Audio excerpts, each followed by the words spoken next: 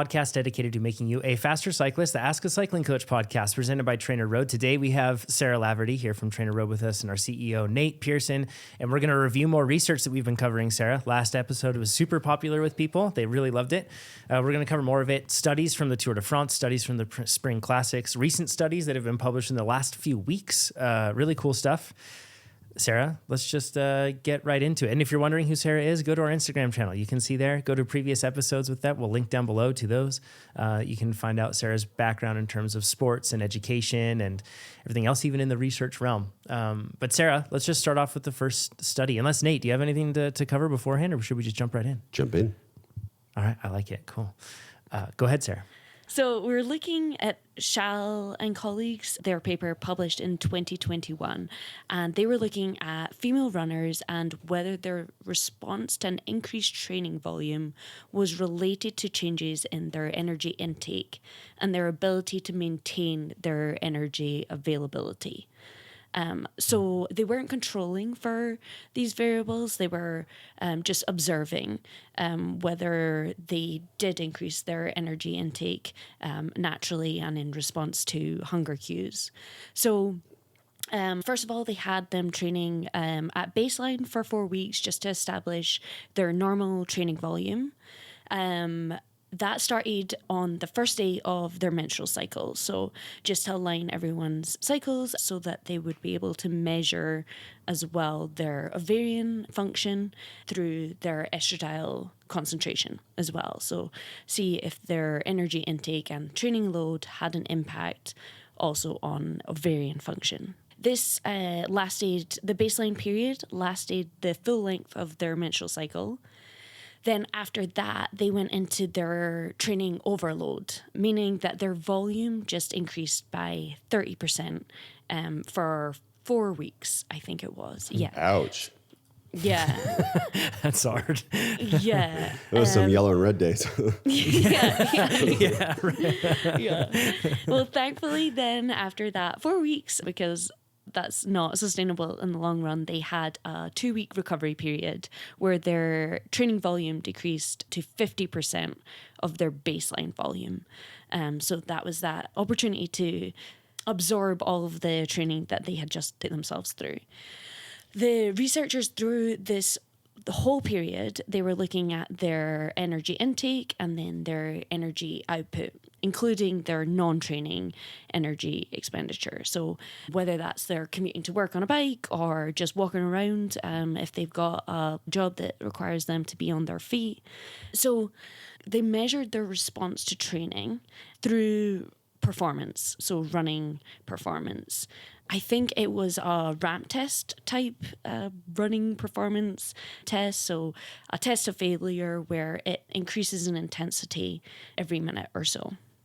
So they did I'm this. afraid to do a ramp test running on a treadmill, by the way. It's hard enough on a bike, and I know you jump off and put your feet to the side, but in really hard workouts on the treadmill and everything else, I've gotten close to tripping and falling on my face before. I've done and that before. I've gone You off have? the back of the treadmill. Oh no. Oh, no. Yeah, I don't. like- I pity these athletes. You know. And it was in a gym as well. So I was so That's awesome. Did you get hurt at all or no? I don't think I even gave myself a chance to I was just got up, when you're so embarrassed, I was got up straight away. I was fine. I had scrapes and stuff, but Did you jump back on like it didn't happen? Yeah, exactly. Or did you run away? Which no, one? I got back on, but I think I knew one of those stupid things that before you take action, I was this could happen. And then it happened, and I was like, you know what? It's probably time to dial it down a little bit. That's good. You have better ego management than me. I think I'd just run away. I'd sprint out of the gym. After that. That was tempting for sure. Sorry, I derailed us. No, you're good. So that was their measure of performance after the 4 weeks of overtraining, and then as well after the 2 weeks of rest, or decreased deload week, or 2 weeks. And they categorized them as non-functional overreaching or well adapted to the training stimulus. And very interestingly, how they responded to the training was directly correlated to their ability to increase their energy intake and maintain energy availability. So, in other words, the athletes who increased the amount they ate in response to their increase in calories burned responded well, and those who continued to eat the same amount as they did during baseline didn't respond to the training and actually got worse. So I think it's just a really helpful reminder that, one, our hunger cues are working for us. They're not working against us. And I think that's something, even with the rise of Ozempic, is people, at least online, people talk about silencing hunger cues. And it's absurd because that's our physiology speaking to us. It's our bodies telling us what they need to work optimally. And the idea of trying to ignore those is counterproductive to not only our physiology, but our performance. And our health. Yeah, right? yeah, exactly. Yeah. And interestingly, sorry, Nate. No, keep going.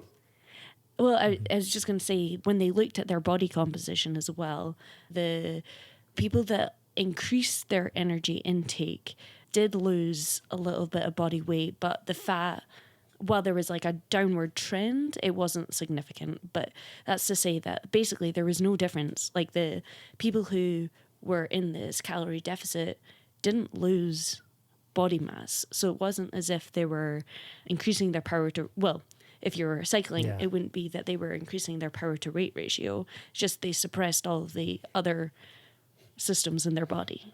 Wow. So they must have been training based on volume. Mm-hmm. Well, so the two ways that could happen is either they put out less power during the rides, or they're neat, non-exercise, whatever activity, whatever, the calories you burn without just walking around. And I know you said you measure for that. But there's even just like fidgeting in your chair and stuff. That's a lot of it. It's crazy. I think I've seen some study where like some people, it's like 800 calories a day by fidgeting, like in your chair. But that could be some other ways why they did not lose weight, like lose significantly more weight. Because you think if you had a calorie restriction and trained the exact same power, like 30% more power, you would lose weight, at least different than the other group.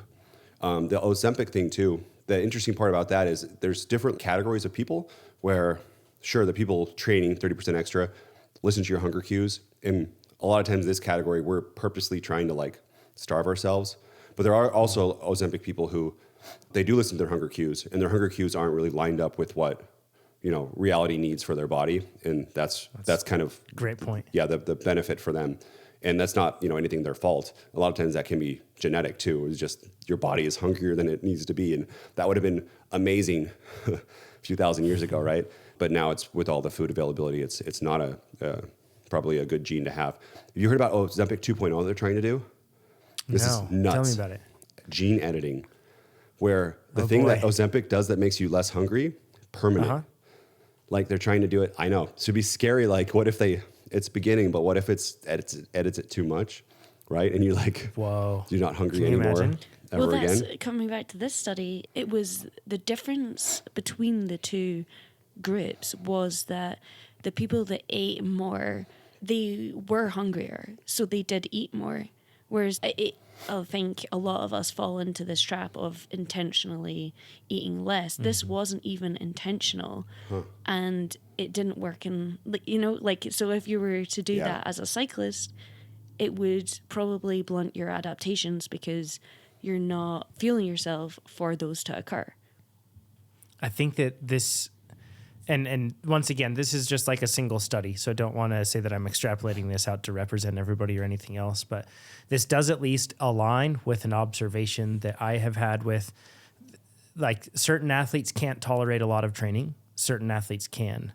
But just because you can tolerate a lot of training doesn't mean that you can, or I guess just because you can train a lot, I shouldn't say tolerate, but train a lot, doesn't mean that you will get faster. There are certain athletes that are also able to eat more. They have either an intuition or a hunger cue or something else that is driving them to be able to fuel that training. Like, Nate, this kind of reminds me, remember when we were thinking about like making a nutrition product, right? And then we were like, man, what we could do is we could calculate an exact person's calorie burn and we could send it out and they'd never have to think about it. It'd be awesome, right? I just don't want to do it. Yeah, I know, right? It'd be cool. But when we were thinking about this, like one of the main things we were talking about is like, look, like we want to make people faster. That's like what we care about. And there are a lot of people, they're getting the right workouts, but they're not fueling themselves. And as a result, they are not getting faster. And it is a problem that needs to be solved.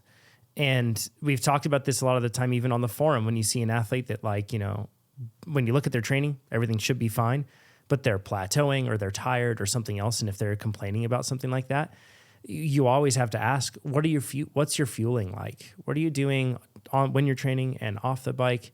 Because like this study is showing, just because you're ramping up in training volume, if your nourishment is not also ramping up to the point where it's satisfying that increased load, then what's the point? You know, you're just driving yourself down a hole. Sarah, did they say like the amount of calories they increased the two groups or like I guess it wasn't two groups, it was linear, right? Is there any like details about how much they increased the calories and how much they got faster or the relationship between the two? I don't think so, because I think they didn't control for the amount. So it was based on their normal training patterns. So everyone was coming in with different normal training. And so that 30% increase, I'm sure, would result in different increases in calories as well. And because it is running as well, I think that 30% increase in volume, like they just increased, I think it was it volume or duration? I need to double check that. But it's, you know, running is a little bit different to cycling too, in that, like you're saying, like that it could be, if they increase 30% duration, but they're not fueling that, then it could just be slower miles. And yeah, then right. you know, it's not a super well-controlled study, but I think it is applicable to us in the real world setting, because this is what happens. Our nutritional status will impact our ability to put out power and what our perception of increasing duration and volume is. What about carbohydrate intake? Like, how did they tell that a certain subset of these athletes ate more carbohydrates? Because tracking all of their calories, right? Yeah, they were tracking all their calories. So they were able to see that the increase in calories that was consumed by the people who did end up able to match their energy output were mostly coming from carbohydrates. Okay. And did they measure that sort of delta between like how many carbohydrates the non-responders or non-adapters, I guess, took in and how many carbohydrates the adapters did take in?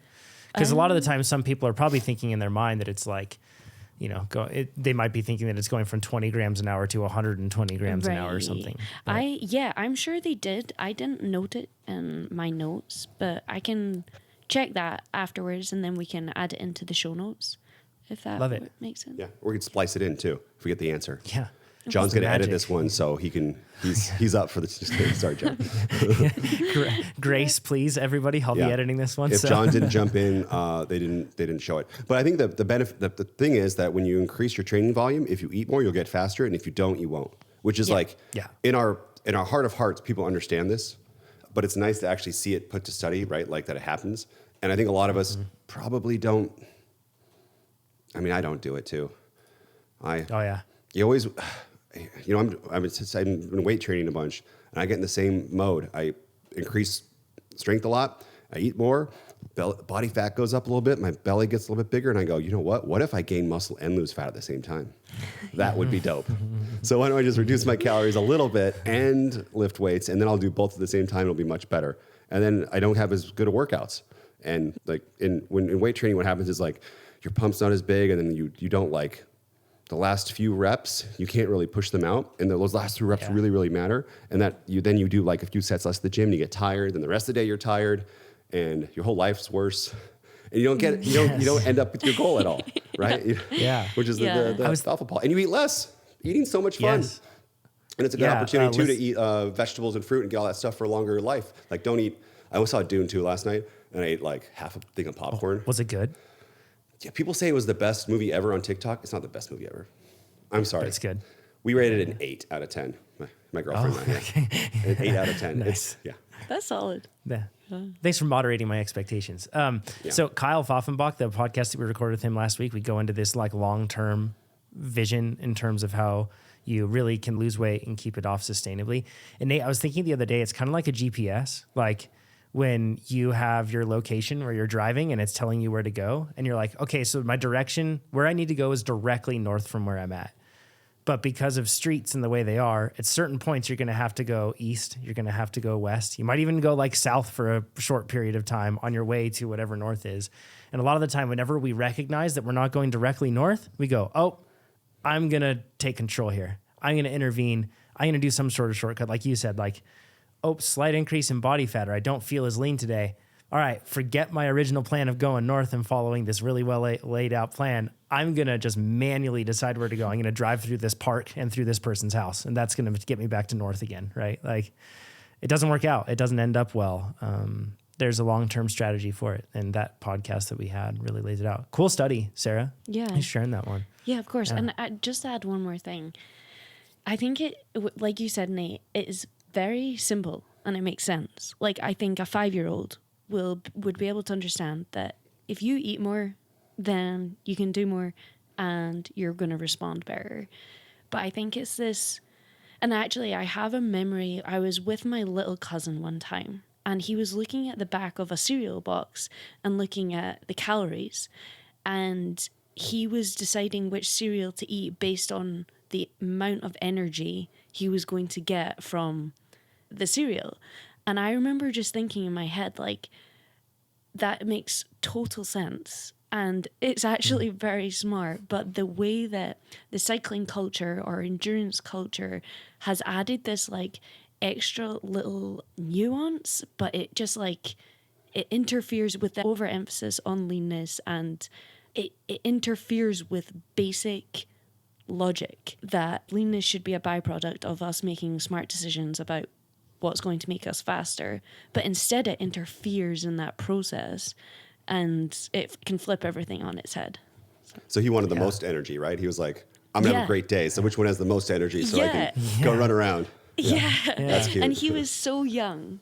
And I remember, and this is probably when, my brain was starting to get a little bit interrupted by these social factors, and I remember, like, I was probably 11 or 12, so he was maybe 5 or 6, and my mind was blown. I was like, what? Like, that's such a pure way and, like, logical way of thinking about things. So, yeah. Yeah, I love that.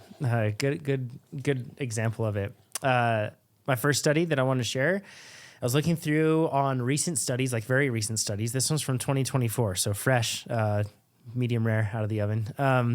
And this one says effects of a 16-week training program with a pyramidal intensity distribution on recreational male cyclists by Magalhães et al. In 2024.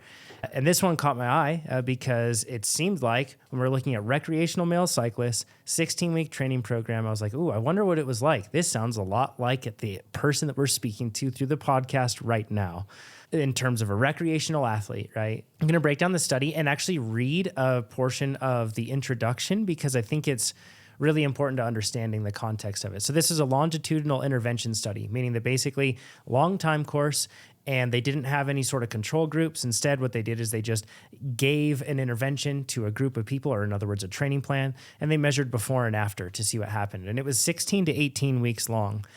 So different duration for different people. As to why it was 16 to 18 weeks instead of just 16 or 18, I'm not entirely sure. And that's a question mark I have at the end that we'll cover in a bit. But they had 14 male recreational cyclists. Their average age was 41 years old with a span of plus or minus 7 years. That's us. These cyclists were, That's exactly, TrainerRoad, right? yeah, right there. Yeah. As I'm reading through, I'm like, bingo card. Like I'm just checking off the bingo card, right? It sounded a lot like it. They're part of a cycling club. They regularly participated in regional and national competitions. This also probably sounds like a whole lot of people listening to this. And then quote, they were in the early stages of their training process following a period of infrequent cycling. In other words, this was after the off season going into the early season. So this was coming back after that off season. This is great. I love it that they're like national and like regional level cyclists because it shows that they're probably pretty fast and well trained. Yeah, and when we say fast, these aren't pro cyclists that are like, 4.5 to 6.5 watts per kilogram, but it looks like these athletes were coming back after their off season. It looks like they were anywhere from around 3 up to 4.5 watts per kilo. So again, just like you said, Nate, right? Like these athletes they're trained, but these aren't pros. These are people like you and I listening to this. It's relatable. Now, here's an interesting thing, and I just want to read this whole thing because I think it's important to understand. And this is from the introduction. It says, coaches and amateur cyclists have searched for the best training methods to improve physical performance in cycling with a limited weekly training volume of 6 to 8 hours per week, an average cycling frequency of around 3 rides per week, and an average weekly distance of around 163 kilometers for road cyclists. And they found that TrainerRoad was the best. The end. Wow, John, know, right? That's such a great study. Like next one. Yeah. Please do more studies like this. It then says, unlike elite and professional athletes, amateur cyclists normally have full-time jobs outside of cycling. Thus, they typically have less time to devote to training and recovery and less experience with this type of structured training, so it must be adapted to their reality. Naturally, these athletes will complete a lower total volume of training in their programs, mainly at lower intensities. In fact, professional cyclists ride a total of approximately 30,000 to 35,000 kilometers per year with a weekly training volume of 700 to 800 kilometers, of which 77 to 78% is at low intensity. Now, that is stated referencing a specific study recently, and we'll link to this episode. It looked at a massive study of pro cyclists and looking at their training intensity distribution over years, and it was not shown that they trained at 77 to 78% of low intensity. There are specific studies that have been referenced very often from those tied into the narrative of polarized training that perhaps expanded beyond the actual research of polarized training that existed that have referenced this sort of thing, that it's always right at roughly 80%, but that isn't the case. And for more information on that, you can check out that episode. Yeah, and I'll link covered to that, it right? on screen. Mm-hmm, exactly right. It's actually the opposite. They did a lot of zone 2. Yes, and what we're seeing here with this comparison is this 77 or this roughly 80% thing comes from small case studies, where it's basically looking at a small number of athletes, typically less than 10, whereas this was looking at a massive amount of athletes over time, and it was pro cyclists in the pro peloton, including world championship winning athletes. So, okay, with that out of the way, they continue to say, the main types of training intensity distributions used by endurance sports athletes are as follows: pyramidal training, polarized training, and threshold training, which honestly, the whole threshold training thing, I don't know why that exists. They talk about it like it's a thing. And typically they say that it's just riding at like threshold the whole time. And I honestly don't know athletes that do that. So I don't know why it keeps being referenced. But again, it was part of that polarized narrative that existed, that expanded beyond the research, kind of took on a life of its own, right? The literature suggests that polarized training may lead to greater improvements in endurance performance than in other intensity distribution approaches. However, this claim is not supported by all reports. And again, like we covered in this previous episode, and there's a lot of other research that's continually emerging on this that disproves that. Again, it doesn't say that polarized doesn't work, but to say that it's the best or the only way that you can get faster is inaccurate, according to the research. Therefore, the objectives of this study were to analyze the effect of a 16-week pyramidal training intensity distribution on P4, and I'm going to explain what P4 is in just a bit. Actually, I'll just do it now. It's power at 4 millimolar of millimoles of lactate, and also at power to body mass ratio at that same point. In other words, when your body produces 4 millimolar of lactate in your blood per kilogram, when it does that, what's your power and what's your power to weight? That's what they measured. They measured that in recreational cyclists to determine the training zone with the greatest effect on this change, on P4 change. In other words, they wanted to see, okay, let's see what changes their power and their power to weight at this point of 4 millimole of lactate. And then let's see if that coincides with a certain type of like time spent in a specific zone, okay? The narrative that exists that has expanded and kind of blown up and taken on a life of its own on the polarized side would absolutely say that comes from zone 1 and a bit of zone 3, but heavens no, zone 2, right? Because that was labeled the gray zone, and you avoid that at your peril because it will make you slow and burn you out. That's the narrative. Can't do the zone 3 then. Right? Right. Exactly right. Okay, so with that understood, here's how it was structured. They had a pre-test where they tested those exact things, and they did that with a unique ramp test where they basically had 6-minute steps, and they increased 30 watts roughly per step, and they were taking blood lactate values at the end of every 6 minutes. Whether you think that's the correct method of testing lactate or not, argue that in the comments and let us know. So that's what they did there. The pyramidal training and density distribution, they followed the structured training plan for 16 to 18 weeks. And here's how they define their zones, which I think is a bit of a point for confusion or perhaps debate down in the comments below as well. Zone 1 was defined as anything in terms of the power that they produced below 2 millimoles of lactate. Zone 2 was 2 to 4 millimoles of lactate, and Zone 3 was anything above 4 millimoles of lactate. And we're going to get into why that might be problematic at the end here, but let's just take that for what it is. Now, their training prescription. Here's the breakdown. Zone 1, it was suggested to the athletes to spend roughly 60% of their training time in Zone 1. Then for Zone 2, they would spend roughly 30% of their training time. That was one workout per week was Zone 2 intervals. Zone 3, they also had a workout that was just once per week, and that would roughly constitute 10% of their training time. Then on the weekends, and once again, super relatable, they had a free session where they were encouraged to spend their time in Zone 1, but it sounds like the authors were like, but they spent a lot of time in Zone 2 because it was also often executed as a group ride. So in other words, it wasn't this just easy ride. So that's what they had, this free session on the weekends, and then they had 2 to 3 workouts throughout the week. Sound familiar to a lot of us? I'm sure it does, right? That's the sort of training plan that a lot of us working individuals, maybe with other responsibilities in our lives like family or anything else, end up doing. So they ended up doing all that, and it roughly averaged out to around 7.5 hours a week in terms of training. And then they did the post-test. Before and after that intervention, what they tested in these tests were body composition, again, power at 4 millimole, power to weight at 4 millimole, and then their heart rate at this same point of 4 millimole, or in other words, at the power they were producing there. Okay. Wait, John, I had a question. I think this makes sense, but I'll make sure I'm clear on this. So in the lab, they measured where they were at 2 millimoles and 4 millimoles, and then they gave these athletes a power range to go right outside for this time. Exactly right. Yeah, okay. Exactly right. That's how the zones were defined. And then they had the power zones to be. Because they weren't doing lactic on the road.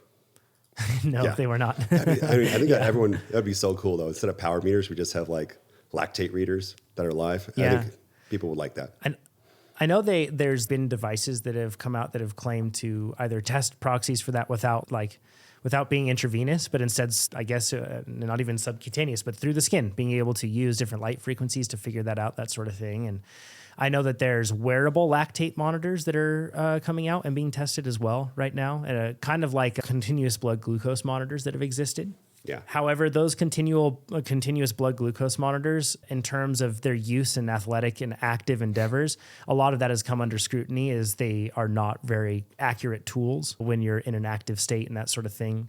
In other words, or perhaps best said, not accurate for the needs that athletes are using them for. And I don't know what that case would be with lactate, but it would be really interesting, Nate. We'd still use power meters too, just so everyone knows, because the response is going to be kind of like a better heart rate almost. I don't know how. Yeah, it would be cool. There's a lot of tricks to it, and it changes a lot. Having done a lot of blood lactate tests on myself, we have blood lactate testers here at the office, and I take it home and I test myself quite regularly, and I find it interesting to see. And I'm always going for like new high scores. I know that people don't like crazy. That, but yeah, I produce insane amounts of lactate. What's your threshold lactate threshold? 12. 12. Which is usually people's max. Yeah, which is just crazy. So. And that's why, I mean, we'll get to this, but that's why I think that maybe this is a bit problematic. So what were the results from this? So first of all, just the overall what they did, workouts, roughly 5-ish workouts, 5 to 5.5 workouts per week. Their training stress, roughly 537 per week. So that's not easy training. That's a lot. If you can sustain 550 roughly, or 500 to 550 TSS, this is for 16 to 18 weeks. It was the average. And they didn't graph this out week over week for the athletes, so I don't know what it looked like individually. I don't know if the averages are really drug up or something. I don't know. But with that in mind, if you can do that, you're going to get like really fast. And if you can sustain that, and to Sarah's point, if you're fueling that, you'll be getting fast. Yeah. Like that's a lot of training volume. I could, John, we should probably say this. I could win Cat 3 races 400 to 500 TS per week of TrainerRoad. So intervals, this isn't like junk stuff. Consistently with recovery, maybe some a little bit higher, but I could do like 700 or 800, then I'd like crash down, right? That was way too much. But that would be like sustaining 400 to 500 is enough to win if you're steady. Like a lot of people, and we've seen this too with you've seen this with like national champs and world champs, right? Like 100%. They do way less. I think a lot of us think we have to do 800 or something like that. 800 to 1,000. Yeah. And like you said before, sorry, some people can do that. And I don't know that's not me though. I'd much rather do the intensity, eat and then recover, especially with time too. Like with kids and work, that's so much time, like twice as much time out on the road. And It's hard. Yeah. Yeah. And then in terms of what the training intensity distribution actually was, we're going to compare like Instagram's whole Instagram versus reality sort of thing. Remember, zone 1 was supposed to be 60%, zone 2 was supposed to be 30%, and zone 3 was 10%. So what was reality? Zone 1 instead of 60% was 57%. Good job to them. Zone 2 instead of 30% was 31%. Good job again. And zone 3, instead of 10%, it was 12%. Good job again. These are rounded numbers there, but that's very impressive to see. So it's pretty close. In terms of whether they followed the exact interval structure, I have no clue. I also don't know what the interval structure was that they prescribed to the athletes. Like we don't have any insight into that. We just know that they followed this training plan. That was the overall number. So the results, they had significant reduction in body mass. They had a reduction in fat mass. They had an increase in lean mass, a significant increase in power at 4 millimole, a significant increase in power to weight at that same power, no significant change in heart rate at that same power, which is a good sign, right? Because if the heart rate was really high, then that had gone up and that would be bad. That would mean that they were probably working harder. not necessarily, then again, but yeah. Maybe they just had coffee or they were dehydrated. Or they raised their max, right? Like That's true. Yeah. If you can operate at a higher percentage of your max, that's not a bad thing, Yeah. right? Yeah. That's a key thing. Okay. Then then I'm going to quote some more things here. The relative improvement in P4, in other words, that is their power at 4 millimole, showed a significant correlation with time spent training in zone 2. So that's that should throw up alarm bells, okay? Wait, say that again. The relative improvement in P4 showed a significant correlation with time spent in training zone 2, indicating this zone's impact on performance improvement. The relative improvement in P4 showed a significant correlation and relationship mainly with training zone 2. It seems that spending more time in zone 2 promoted an improvement in both somatic and power variables in recreational cyclists. So Makes some sense. takeaways here. Wait, because P4, that's right above, that's like threshold, right? Yeah. Yeah. Exactly. So I know these answers. I'm just saying these because it's hard for everyone else to. So, sorry, inside baseball here. Sometimes I ask questions I know the answer to help the story go wrong. I think people know that after this many years, but some people still are like, you don't know. Like, it's like, yeah, dude, I've been doing this for like 15 years. But sometimes I don't know. That makes sense though, right? Because it's like the principle of specificity that if you do stuff around threshold, you're going to raise your threshold right above it. That's right. And it makes a lot of sense, but I don't. But it's Contradicts the narrative. I know, but there's a lot of research that says that it doesn't. And you can raise it though with zone 3 too. It's just, yeah, I know it's frustrating. I'm And smiling here that's on the the deal, podcast because it's just like so silly that we get and I attacked so think hard that for it. it's key that people take this in the appropriate context. This is not saying that because this worked in this one study that everything else does not work. True. That's a huge misunderstanding that people have that like, okay, this works, therefore it's the only thing. And that was the damaging thing and the damaging thing that will continue to happen when some sort of new trend arrives and it becomes hot. People will say, nothing else works, this is what works. And that's not true. Instead, we should always take research for what it is and view it within the context in which it's appropriate and say that in this case, these were the findings. And that those findings don't necessarily disprove anything else. Narratives perhaps can be disproved, but it doesn't disprove research that existed before. I want to share some takeaways with this. Like number one, John, I want to say something else to that. I'm sorry, I interrupt you. Two, go ahead. Just to show how on the side I am of that polarized is not bad. We took the polarized plans in our regular base build specialty plans, ran them through AIFTP detection, and simulated like athletes would run these through them. The predicted result on both the same. It was in with like plus or 2 minus watts, depending on like factors of people, but it was basically the same when matched for volume. Great, like TSS, yes. not like time. So do whatever fits best for you. That's exactly it, Nate. I think that's the key is that athletes start looking for what is easiest to follow for me. Like, what can I be the most consistent with?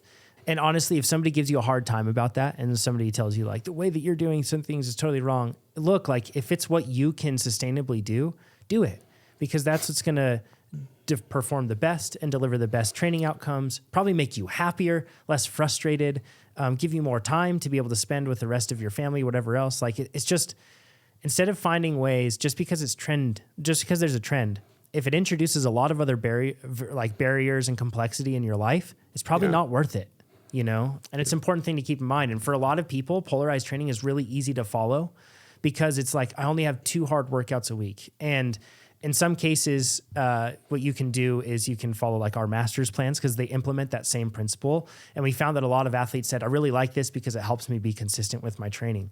So that's one of the reasons why we did that with those master's plans, is because it's going to help athletes get more consistent with it. While others say, there's no way I could do this. I just simply don't have the time to be able to put in the endurance sort of stuff on the weekends that would allow that. So it's just, you know, there's options for everybody. Another interesting part of this study is that they all lost weight. And, you know, I'm thinking that if they came back from time off, usually, you know, people can gain a little bit more weight. They'll be higher than their natural like set point for cycling. But what's to Sarah's previous study, the idea that maybe if they all ate a little more, they all would have got a little bit faster, because they did improve lean body mass and lowered body fat and lost weight, which makes me think that if they ate more, could they have improved more lean body mass, right, at the same time and gotten a little bit faster? Especially if it's so early in the season. This is up for debate, people, but if I am going to turn my body composition and change my weight, I'd rather have it be a slow thing all the way to my A race than have it be a big thing in the winter or like early winter and then stay lean the whole time. Although my beach body, I'd rather have be lean the whole time, right? My lifting, but like that slow kind of change where I'm really fueling and getting the recovery would be best. And I love how those two, the thing that Sarah said is, man, I preach this so much about eating and then I fall in the same trap all the time. I'm gonna hit like 4,000 calories for 16 weeks once, just in a row, to gain like 10 pounds and just see what happens. Anyway, go ahead. Sorry. I feel amazing. Yeah, it's nothing Some to do with takeaways.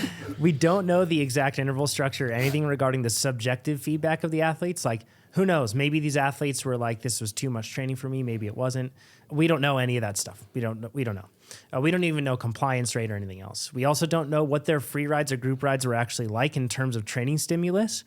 Looking at it, it seems that it largely contributed to a decent amount of zone 1 and zone 2 time is what the researchers say is what it was mostly spent as. But we just don't know. And then maybe one of the biggest ones to me, the demarcation of these zones are commonly referenced and suggested as the default for 3-zone models. But using like such strict parameters, it does not apply equally to all athletes. I figured that the first time I took a lactate test, the reason my lactate numbers were so high is maybe I was just like pre-diabetic. And I was honestly pretty scared at first. Like after the first one, I was like, yeah, what's going on with my body, right? And even some doctors, I remember, like reached out after the podcast with the best intentions, but they were like, you know, chronically high lactate is like a very dangerous thing and a thing that ties with morbidity. And I understand that sort of measurement when you're talking about a person that's, you know, even like end of life patients and everything else. That's one of the things that they measure. I've since just learned that some people are higher producers than others, and there's a lot of different things that can influence this. And Dr. Tim Podlegar, we've mentioned him many times. We've had him on the podcast before. He's in the lab doing the research. So this is the person like the man in the arena, so to speak. And what he does for fun, if you can believe it or not, is research and view other research. Like that's like what he does when he has like free time. And this is a common thing that he brings up, that if you define thresholds strictly at 4 millimole or 2, perhaps that's not the best approach, rather than looking at what is their maximal lactate steady state. And you can test that through many different options and figure out what that is. And if that number is 4, if that's 3, if that's 12, whatever it is, that's what their maximal lactate steady state is. And I think that that's an important thing for athletes to keep in mind. And it's also, now granted, it does seem like the majority of athletes do seem to fall close to these sort of numbers, but it's kind of like heart rate, you know, like you can kind of do the 220 minus your age and it's probably pretty close. Then there's somebody that's going to be a hummingbird at 220, and there's somebody that's just going to be, you know, huge stroke volume maybe, but their max is like 140, 150. it's different for individuals. So it's just important not to look at lactate as something that's so harsh. But anyways, the main thing though is that it does seem to contradict the two main narratives of the gray zone and anything but polarized is the best. So hopefully we're now reaching this era where the initial hype around that has allowed us to, has kind of faded to allow us to actually look objectively at things here.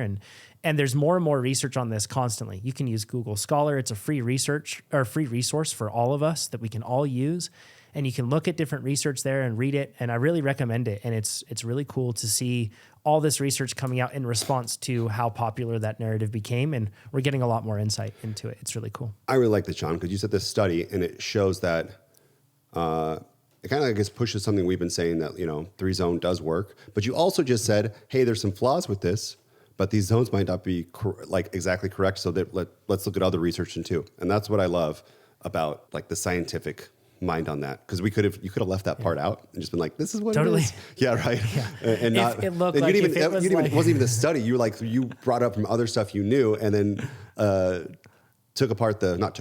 you just said there could be these issues, and that's what every study should have. There could be these issues, and just no disrespect to these scientists. They're every single study, especially with the human body, is so complex. There are things the perfect that study improved. doesn't exist. Yeah. So you look at the body literature, right? You look at a bunch of things measured a bunch of different ways and see what the whole literature says in general, moving towards a certain way. Correct. Yeah. It's always very tempting to the part of any person inside to look at research through their own personal lens and become incentivized when you review it and everything else. Instead, I encourage people to look at everything with curiosity and diligence. And if you do that. And for our for our own interest, if there was a study that came out with a training method that was far superior, you know how fast we would implement that? Yeah, totally. That would be, we would make so much money. If there's something that made you twice as fast, have as much time, we would do that so fast and want to be the first people on it. We wouldn't just sit here and be like, no, that's awful, and put all this money against it. We're way better at building things than marketing things. So it would be easier just to build it and do it. Yeah. So we're designed to build. That's our incentive. Yeah. So anyways, I thought it was a really cool study. And thank you to the researchers for carrying that out. It's really cool. And thanks for sharing all those learnings. Sarah, you have an next study that actually looks at athletes from the spring classics, which is going on right now. Which by the way, it's been probably the best season of racing that I can remember so far already in terms of what we've been seeing in race results. Nate, have you seen these new TT helmets yet? I don't know if you have. I have not. It's been I'm about to blow blowing my up nose, the internet. Show me. Giro. Yeah. I'll Giro has a new TT helmet, and it's called the Arrowhead 2, and the UCI is moving to ban it already. It is wild. It is pointy in the front and super long, and then it drapes quite low over to the shoulders. Oh my goodness. Spaceballs. Yeah. Next level. Oh yeah. Siri's even chiming in on it, but it's insane to see. It looks otherworldly when you see Jonas Vingegaard and Vingegaard in particular in position with it. Holy cow, does it look fast? It's amazing to see, and I simultaneously hate it because of the aesthetics and love it because I think that this is really cool to see Giro and Visma Lease Bike, those two teams, work together to make something where they're just we don't care what it looks like. We care about speed and we care about data. And that's super cool. And I hope the UCI doesn't ban it. It makes sense because the width is making it so that it goes to the shoulders. So instead of having your shoulders be this blunt edge, it kind of tapers them, the front of the helmet all the way to the shoulders. And then the nose, instead of coming straight down, it goes way farther, almost down to the it goes a kind of a straight edge almost down to the chin. And it should touch. Yeah. And it should touch. It's kind of designed to close off that frontal area right between your chin and your hands. Right? Yeah. Right. It's really cool. Because what happens is instead of the visor being right in front of your eyes, it looks like it's 4 or 5 inches out. And even at the forehead, it's farther away than the nose. So it really pushes it forward. And, I actually love the coverage of the helmet too. I don't know where it's sturdy and stuff, but the fact that it doesn't look like you're going to smash your face because you'd hit the nose of the helmet before you hit your face. Where a lot of times you tilt up that helmet, right? That people do to try to cut, and then you're going to smash your face. Oh, that being a person who's hit their face on a rock mountain biking at 24, it always goes up, 29 stitches in my head. Do I have 36? Do I hear 37? It hurt so bad. And it was that can, I don't know if I still have symptoms, but it was like over a year of symptoms on that. You don't want to smash your face in the pavement. Like, put your helmet down, people. It's not worth the 5 seconds you're going to save. Oh yeah, and TT helmets in particular are so dangerous with this. Like they're typically very minimal in terms of protection, and it's all about aerodynamic performance. And I will say the cool part about this Giro one, even though it looks like it's shooting off like a rhino horn in front of your head, when you can see underneath, it's all foam. It's helmet foam, like the sort of foam that is a helmet is made of. Instead of it just being like a shell that's sticking way out there, it actually seems, I don't know across the board, I haven't seen the helmet, but it seems like this might actually be safer than most TT helmets, if at least for no other reason than how you wear it. Because like Nate said, and I've done this too, and it's dumb, but I get on a bike where I look at the ground and I don't even look up, and the bike doesn't handle, and the brakes are terrible. And on that one, then I take my helmet and I slide it back as far as I can so that my forehead's basically entirely exposed. But this is when I don't need the that helmet. way. It's more aerodynamic. Yeah. You know, so The like, most dangerous position I'm in, like for just slipping out, right? Where that front helmet slips out and you go down your collarbone, face, and helmet. That's so sketchy. Yeah. So and UCI, if you ban this, because apparently Giro did their homework and it's like pushed to the absolute limits in terms of size and position and all that stuff, but it looks like it's safer. And if the UCI bans this, I'll be so sad. Like, why they gotta ban cool stuff? I know. Would they ban worry it about because socks. it's effective, or why would they? What's the motive to ban it? Yeah, everyone can buy it, right? So Well, that they will be released. It's not released yet, but it's been approved by the UCI. So first of all, it's been approved, and now they're saying we're going to revisit the regulations. They banned Specialized has one with like a sock that you wear over your head, and that's supposed to make like slightly increase aerodynamics and stuff. And they're banned the sock now, and they say they're going to possibly ban this one. And I think that they just ban it because number one, there are people saying like, how is this safe? But really, honestly, let's all step back. A lot of it is aesthetics. People don't like the way it looks, Purists, and that's gotten a lot of the purists very upset, and that's why they are even entertaining the concept of looking at this thing, I would assume. So it's frustrating for sure. I wish the UCI was like, and honestly, I wish they were pushing the envelope and encouraging brands to innovate, you know? And I think the TT should be like those like human powered machines where they're in the shells. Yes. Like, let's see them go like 95 miles per hour, right? Like as fast as they can, and be technology driven too. That would be really cool. I agree. And the regular cycling can be other stuff. Triathletes will hopefully be able to wear this though. Yes, I think they will. Yeah. Which is super exciting. So I'm sorry, Sarah. We totally derailed No, it. not Just at all. really It's super exciting interesting. racing season this Yeah. year. But spring classics, and back to your study. Sorry, go ahead. Yeah. Oh, sorry, Sarah.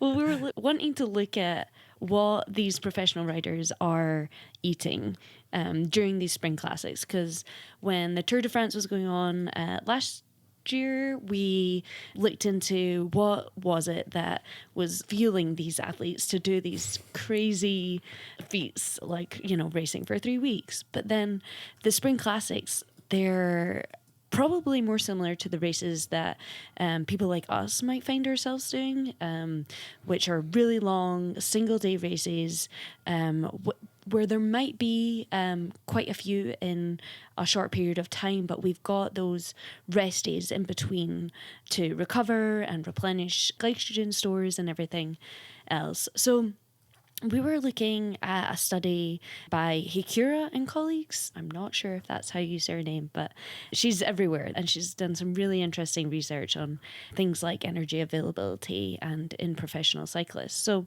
Which, if you're hearing this, Dr. Hikura, first of all, if you're hearing this, we would love to have you on the podcast. It'd be great. So if you'd be willing to, it'd be fan, because you have done so much interesting research. So definitely. Yeah. So they had 6 male professional cyclists during the 2018 Spring Classics, and they were looking at how much they ate pre, during, and post-race, and to see basically if they matched their energy output and energy intake, and whether there was any impact on certain hormonal markers as well. This was just over an 8-day period. There were 4 separate single-day races. And what they found was that energy availability was low on race days, but they manage to recover that then during rest days. But on race day, so if we're like thinking about energy availability in terms of the calories per kilogram of fat-free mass, which I know you guys talked about last week on the podcast with Dr. Pfaffenbach, and there's debate I have around... I have a video that we'll link to that guides people through how to calculate that. Yeah. Yeah, and there's optimal threshold. Jonathan, do you remember what that threshold is? Yeah, it's measured slightly different in terms of the context that we'll be looking at here because it's talking about calories, not grams of a specific carbohydrate. But it's typically somewhere around 35 grams per kilogram is where you're going to start to lose weight, and somewhere around 40-ish is where you'll start to stabilize. It's recommended in a lot of the research that athletes consider 45 to 50 if they are trying to get faster. And then if they are trying to optimize their body composition, that they can consider going down to 35 to 30. Below that, and you increase the risks of running into low energy availability in a critical situation, you increase those risks a lot. Yeah, so they found that on race days, they had 14 kilocalories per kilogram of fat-free mass, which is so low. Very low, yeah. And even within that 8-day period and having those recovery days in between, they found that there was detrimental effects on testosterone, and I think it was just testosterone, but there might have been a couple of other hormonal markers. So even just those 1 or 2, 3, 4 days to have those significant effects is worth bearing in mind, and for people like us too. What was that, Jonathan? Yeah, and I just want to, the context is really important here. If anybody has tried to calculate their energy availability rate like this in terms of calories per kilogram of fat-free mass that you have, if you have a big day, spring classics are huge days, it is near impossible to fuel at 45, 50, or even 35. It's so hard, especially with these athletes, the amount of calories that they are burning when they are riding out there. That's why we're seeing these numbers so low. Because, Sarah, you pointed out that before the event, they were actually taking in what seems like a good amount of calories, right? Mm-hmm. It's just probably the hole they put themselves in because of the racing. That's why the day ended up being at 14 calories per kilogram of fat-free mass. Right. And when they break it down in the study, it is interesting because while it is very difficult to hit those targets, we can see where they could have improved. So in the pre-race, like Jonathan said, they were able to hit those targets, which is around 3 grams. And this is specifically referring to carbohydrates because that's kind of where the emphasis should be on when we're going through a race period like this. And so the target pre-race should be 3 grams per kilogram of body weight, which for the 75 kilogram rider is around 1,000 calories from just from carbs. Yeah, just from carbs before the race. Interesting. It's a big breakfast. Yeah, definitely. That's hard. And within roughly 3 hours of the race. But I will say that it is interesting that they were able to hit that, and I think I can relate to being really dialed in before a race, and then once the race starts, kind of it being less of a priority, which we see in these cyclists as well. And this is their job. This is to race and perform, and look after their bodies. But they, during the race, were only on average hitting around 51 grams an hour. This is crazy. This is 2018. This is 2018, yes, right? Say, yeah. Yeah. I'd be so curious to have them do this study again this year and see what the difference is. I guarantee you it's so much higher because it wasn't long ago that that sort of narrative was like eating is cheating and everything. I want to see a 2024 rider eating 160 grams go against the ones going 50, 56 or 54 on a 7-hour day. Yes. That's going to be such a huge difference by the end of the day. Yeah, definitely. Mm-hmm. And I think it feels almost like the research is a little bit lagging behind on the athletes at this point. So even when those recommendations are, still I see it pop up, and it might be, from like 2020 still, this research, that you see the 60 to 90 grams. on our recommendations. But as you guys have said, we've had people on the podcast telling us that they're pushing that envelope and benefiting from it. So it's a good reminder for all of us as well. Your body will be unique, and if you can figure out what works for you, then do that, as opposed to following guidelines specifically all the time. And then post-race, again, they weren't very good at hitting those targets. So immediately after, or within the 3 hours after the race, they should be kind of consuming similar amounts of carbohydrates as they were before the race. So for that 75 kilogram rider, again, should be roughly 1,000 calories. And they were, not, it was just a little bit more than half of that in the 3 hours after the race.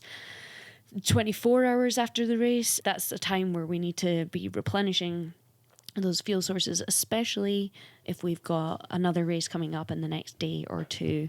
And riders were hitting 7.4 grams per kilogram of body weight, as opposed to the 10 grams per kilogram of body weight that they should be going for, which is a difference of about 1,000 calories. So it's significant, yeah. And to give you an idea, again, for the 75 kilogram rider, it would be around 3,000 calories that they should be getting within that 24, and this is from carbohydrates alone, again, within that 24 hours after the race.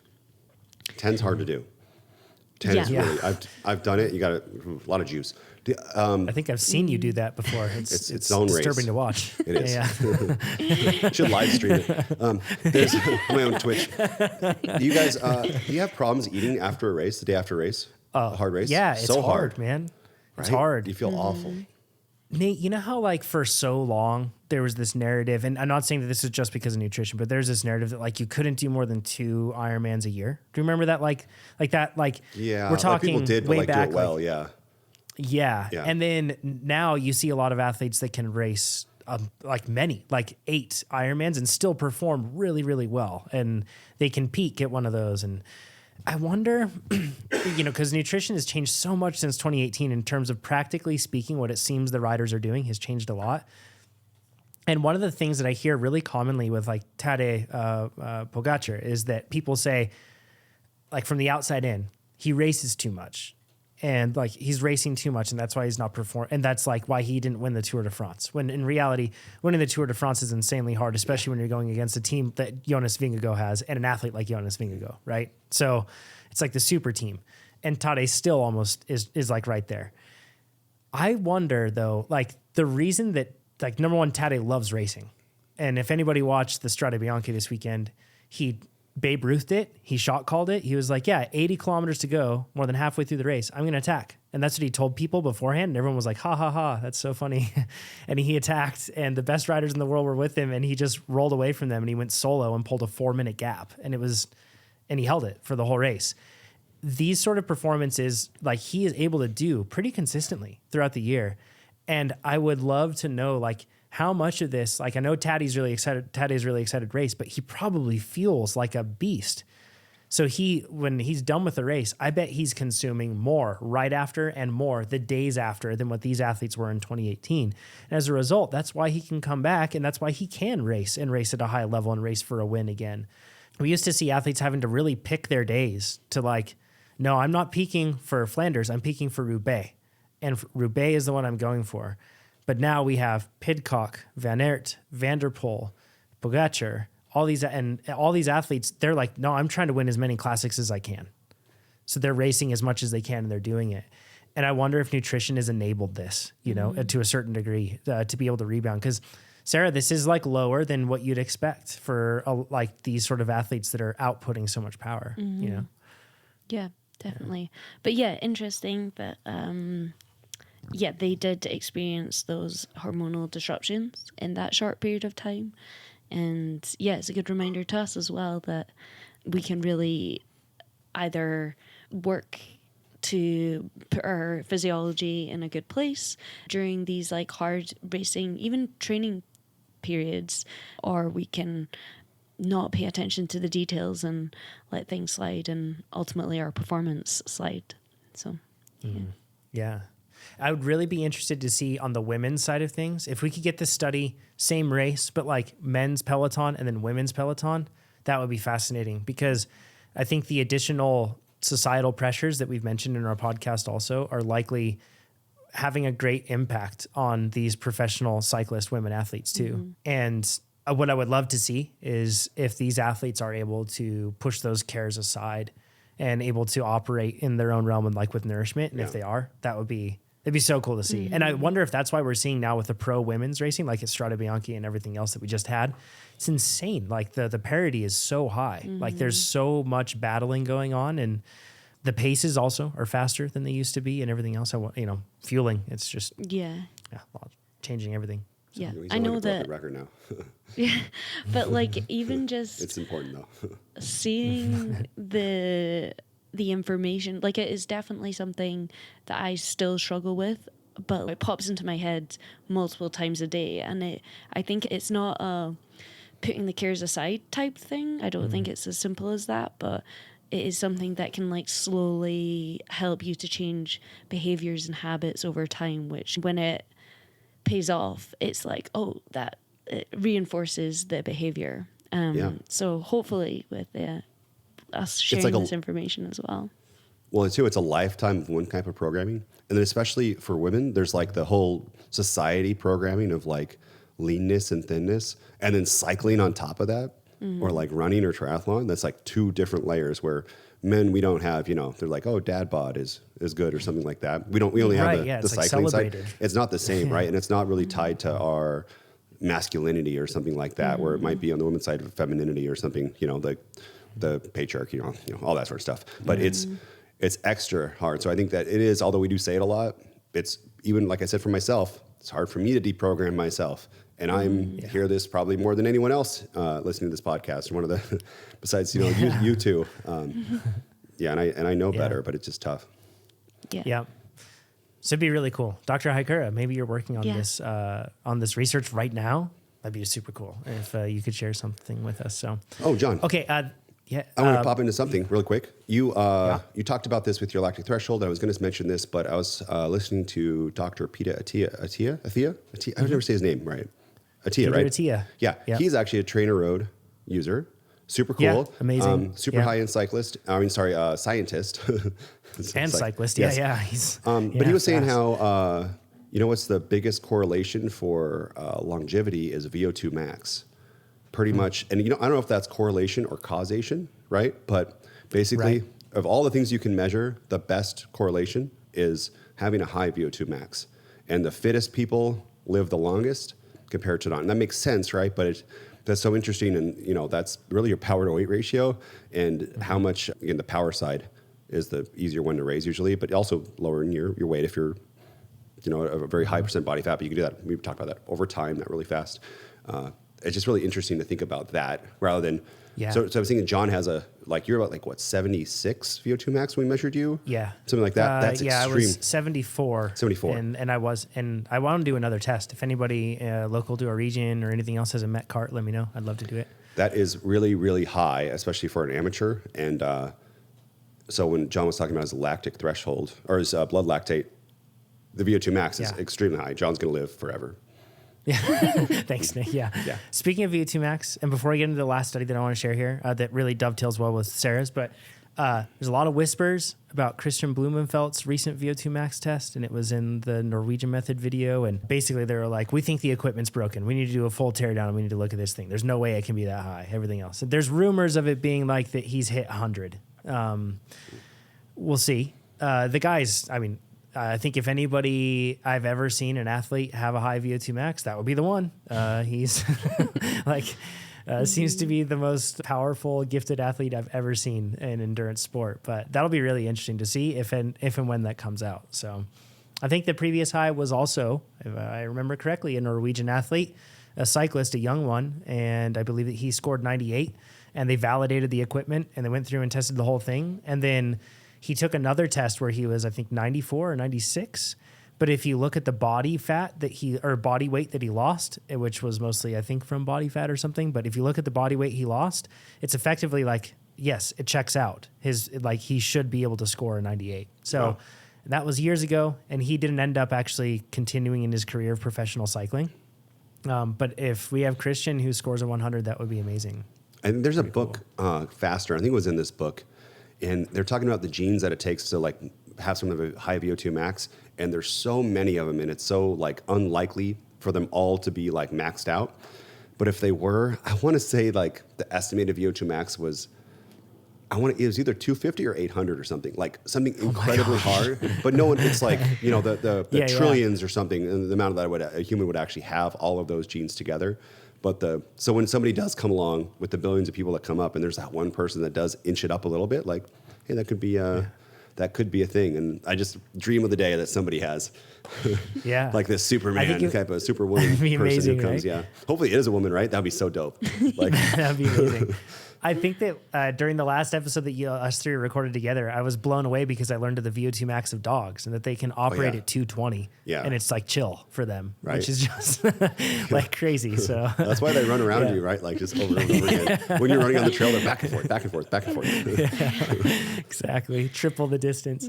Okay. My next study, it's called The Tour de France, Also Possible for Mortals, a comparison of recreational and a world tour cyclist from Barranco Gil in 2023. A Journal of Applied Physiology, a super cool observational case study that looked at a 58-year-old recreational male who rode the whole tour 1 week before the Tour de France. He's 191 centimeters or 6 foot 3 inches, 96 kilograms or 211 pounds, and had an estimated VO2 max of 45. So this is not a super athlete like we were just talking about. This is a very average cyclist, right? If you're listening to this guy is proof that you could ride the Tour de France, which is pretty crazy. So I read this one because I thought it'd be really interesting, but I didn't know if I get a good takeaway from it. I want to compare the pro cyclist as well really quick. 180 centimeters, so we're talking like roughly around my height, so like a 6 foot athlete. And then in this case, this athlete being 67 kilograms, so that's 145-ish pounds. And then an 80 VO2 max, so very, very fit person. The recreational's 80? This is the pro cyclist. Okay, yeah, okay. I was 80. Yeah. If they're recreational, they need a career change. Yeah. The measures this is where it gets really interesting to me, and it's going to prove a point that Nate has mentioned about aerodynamics before with amateurs or quote slow people. If you consider yourself like into this group, this is really interesting. So the time of completion, I'm going to give both for the amateur athlete first and then the pro athlete second for all of these numbers, okay? Time of completion, amateur athlete, it took them 158 hours to do the Tour de France. It took the pro only 87 hours. So that's nearly double the time, which is pretty crazy when you think of that. Average power, the amateur did 144 watts, while the pro did 232 watts. So again, I'm looking at probably some sort of like maybe a domestique roll or something else. Who knows? It might not be, but this is just me. I'm always really curious. The pro about was in the Tour, so they had like the peloton? Correct. Okay. Yep. Yeah. Average intensity factor for the amateur, it was 0.65. For the pro, it was 0.74. So in other words, lower intensity for the average athlete. I don't think this average athlete, by the way, was like, I'm just going to pace myself. I'm sandbagging myself. I think he was, from what it sounds like, it was extremely hard to just get through this thing. Total TSS. This is where it gets interesting. Remember, I said one had a lower intensity factor.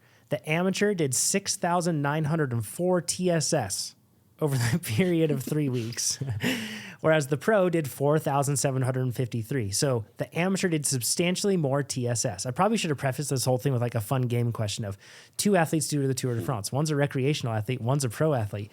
Which one burns more calories, right? Average watt kg for the amateur athlete, 1.5 watts per kilogram. For the pro, 3.45 watts per kilogram. Now, here's the interesting thing. For the average total daily energy expenditure, the amateur burned more calories, 8,580 calories per day. Insane. Whereas the pro was roughly 7,098 calories per day. So the amateur was burning about 4.3 times their basal metabolic rate, while the pro was burning around 3.8 times their basal metabolic rate. They didn't have the peloton, right? So the amateur had to go in the wind, which is rough. That's part of it. But the rough. biggest thing is time. And this is huge. Like, Nate, remember when Specialized started coming out and they started talking about aerodynamics and everyone was like, and they had the wind tunnel videos and everyone was like, oh yeah, whatever, that's for the fast people. I don't need that. But actually, if you're out on course longer, it's crucial and even more impactful in many cases to have the aerodynamic efficiency gains on board because you're spending more time on course, right? So even though you may be a person that goes out and you have a 7-hour bike split at an Ironman, really it's beneficial for you for all 7 hours. It's not like, you're going super slow. As long as you're going above like 13 miles an hour, that the threshold for aerodynamic efficiency, then it's benefiting you. And this is the interesting thing. A lot of us athletes, we sign up for something like a big, like Unbound or something else. And we go, oh yeah, those pro athletes are probably taking in a huge amount of carbs, and it makes sense because boy, they burn a lot of calories. But you are also burning a huge amount of calories by the end of that race because you have to ride the same course and it's going to take you way longer. And in some cases, you might be burning even more. It's a really important thing to keep in mind. The time is probably not it. It's probably just the Peloton because they're going the same distance.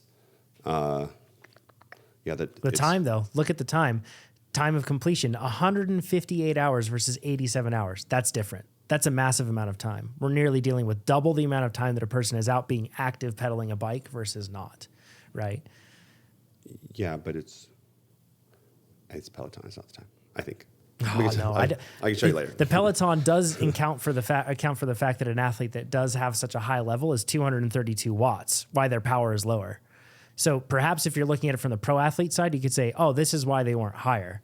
But this athlete, it sounds like this athlete wasn't entirely alone. I think that they had 3 to 4 other people with them. So it's not like this athlete was just never getting a draft the whole time. It's also worth noting different circumstances, right? If this athlete rode it a week ahead, maybe they had terrible headwinds or maybe they had wonderful tailwinds the whole time. Like, we don't know what they had and we can't compare it in that respect. We'll turn this into an algorithm helper. Everyone in the comments, tell us who's right. Yeah. And then discuss and comment as much as you can. I think time is way underappreciated in terms of why you need to make sure that you're fueling. A lot of athletes assume, well, I'm slow, so I'm fine with just not feeling very much. And it's, I don't have to do a lot because I don't burn a lot. Again, going back to it, if you're riding at like 140 watts for an hour, you're burning 80 or 90 grams of carbs per hour there. Just, I agree with that. I know you might be burning fat too, but man, it's pretty substantial in terms of the impact that your time has out on course in terms of how many calories you burn. Yeah, you have to be a very, very small person to be able to eat more than you expend. Like, especially to be fit enough to do a big ride. It's I'd have to do some math, but you'd have to be very, very small, like probably under 100 pounds, I'm guessing. Yeah, and here's the other part of this too that you have to keep in mind. This athlete, in terms of them doing like 144 watts is what they averaged for that entire race. And this is not a small athlete, but 144 watts. Again, if you're riding at that sort of level that whole time, you're burning a huge amount of carbohydrate over the course of that whole time when you're out on course. Good way to look at this. Look at your TrainerRoad training, or like look at a workout and then look at the 60 versus 90-minute version of your workout and look at how many more calories you burn when you add 30 more minutes to your workout. When it goes from a threshold workout that was going to be 60 minutes versus 90 minutes, you burn a lot more calories. And here's the other interesting thing is you can look at like a tempo workout that's 60 minutes and a threshold workout that's 60 minutes. And that delta is likely going to be smaller between those two workouts than it is when you go from a 60-minute to a 90-minute workout. Just that time really does add up. So that's my message to all of you here. If you're listening to this and you have big rides coming up, don't underfuel because you're not pro. You have other reasons also that are going to drive up the need for you to be able to fuel. So it's really important. Key thing. And tell me that Nate's wrong down in the comments. That'd be great. I appreciate that. So if you have questions for the podcast or topics that you want us to explore, let us know down in the comments below. On Spotify, you can let us know directly there. It's super easy. You can also watch us on Spotify, and you can submit your questions at trainerroad.com/podcast. We'll talk to you all next week. Thanks, everybody. Take care. Bye-bye.